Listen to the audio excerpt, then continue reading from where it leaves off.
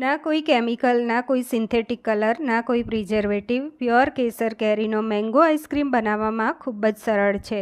બાળકોને જો આ રીતે ફળોના આઈસ્ક્રીમ ઘરે બનાવીને આપશો તો બહારના પામ ઓઇલવાળા ફ્રોઝન ડેઝર્ટ નહીં ખવડાવવા પડે.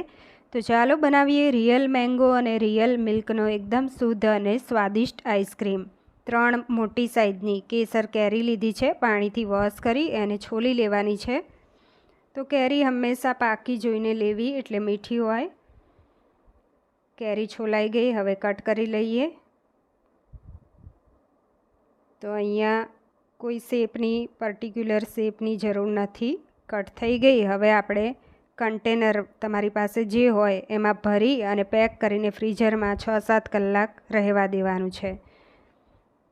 હવે અહીંયા 500 ml દૂધ ગરમ થઈ ગયું છે. એને રૂમ ટેમ્પરેચર પર આવે મીન્સ ઠંડુ થાય એટલે આપણે અહીંયા આઈસ ટ્રેમાં ભરી લઈશું. અને બાકીનું બચી જાય એ તમારે નાની નાની ઘરમાં વાટકીઓ હોય એમાં ભરી લેવાનું. તો એને પણ 6-7 કલાક ફ્રીઝરમાં સેટ કરવા મૂકી દેવાનું. તો અહીંયા ફ્રીઝરમાં 6-7 કલાક સેટ કર્યા પછી બહાર કાઢ્યા કેરીના ટુકડા અને આ આઈસ ટ્રે આપણે બહાર કાઢી તો એકદમ સરસ દૂધ જામી ગયું છે. જો અહીંયા વાટકી પણ મેં ભરી લીધી હતી, એ પણ જામી ગઈ છે. તો ટોટલ 6 વાટકીઓ ભરાણી હતી. અને દૂધના આ રીતે ક્યુબ્સ તૈયાર થયા એ પ્લેટમાં કાઢી લેવાના. પછી મિક્સર જારમાં લઈ લઈશું. તો મિક્સર જાર નાનું હોય તો તમારે 2 બેચમાં પીસવાનું રહેશે. તો અહીંયા મિક્સર જાર મોટું છે એટલે મેં બધી જ સામગ્રી આમાં એડ કરી. હવે અહીંયા કન્ડેન્સ્ડ મિલ્ક લીધું છે, એ 4 ટેબલસ્પૂન લઈશું. જો આ તમારી પાસે ના હોય તો તમે મિલ્ક પાવડર અને ખાંડ લેજો, પણ આનાથી એકદમ સરસ ટેક્સચર આવશે, એકદમ ક્રીમી આઈસ્ક્રીમ બનશે. અહીંયા 4 ટેબલસ્પૂન ઘરની મલાઈ લીધી છે. હવે ઢાંકણ ઢાંકી દઈશું અને ચર્ન કરી લેવાનું છે. તો ચર્ન એ રીતે કરવું, મિક્સરને ચાલુ બંધ કરીને. તો 3-4 મિનિટ સતત એને મિક્સરને ચાલુ બંધ કરીને ચર્ન કરી લીધું છે. તો એકદમ સરસ આઈસ્ક્રીમ બેઝ આપણો તૈયાર થઈ ગયો છે. જો આ રીતનો. હવે એક કન્ટેનરમાં લઈ લઈશું.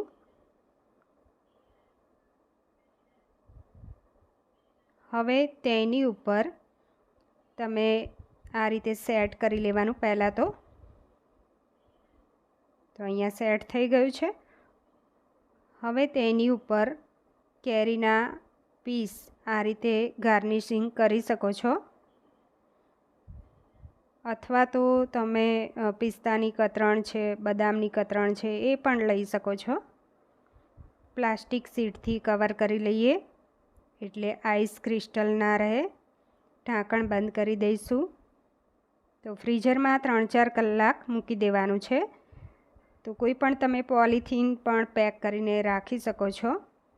તો 3-4 કલાક થઈ ગયા છે ફ્રીઝરમાં. એકદમ સરસ સેટ થઈ ગયો છે આઈસ્ક્રીમ. જો હવે પ્લાસ્ટિક શીટ હટાવી લેવાની છે. તો વાવ, એકદમ સરસ સેટ થઈ ગયો છે. હવે આઈસ્ક્રીમ સર્વ કરી દઈએ.